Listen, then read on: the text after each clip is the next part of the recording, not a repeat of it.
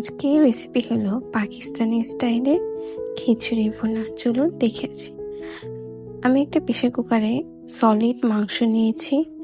মাংসগুলোকে আমি সিদ্ধ করব পেঁয়াজ, গাজর, রসুন আর আদা দিয়ে। এটাকে প্রায় 20 মিনিটের জন্য সিদ্ধ করতে দিব। মরিচ, এলাচ, দারচিনি, পরিমাণ মতো লবণ।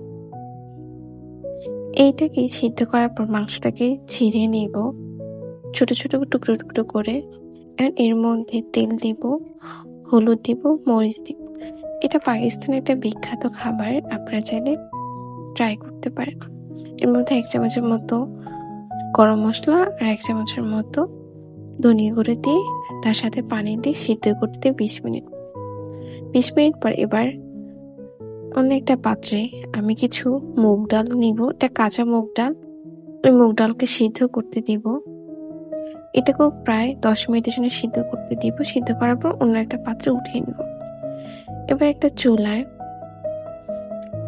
আমি প্রায় 2 পট মতো চাল নিয়েছি। এর মধ্যে আমি আবার কিছু ভাজা মুগ ডাল ছিল সেটা এর মধ্যে দিয়ে দিব।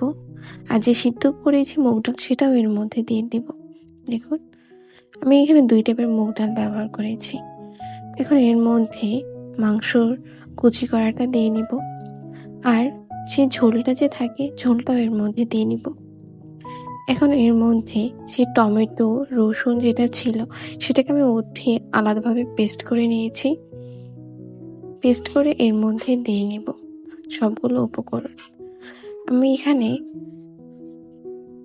মুগ ডাল ভাজাও নিয়েছি, আবার মুগ ডালকে আমি একটু সিদ্ধ করে নিয়েছি। আপনারা চাইলে একটাও দিতে পারেন, যে কোনো। এর মধ্যে হালকা একটু হলুদ দিয়ে 10 মিনিট জন্য রাখলেই আমার রান্না রেডি।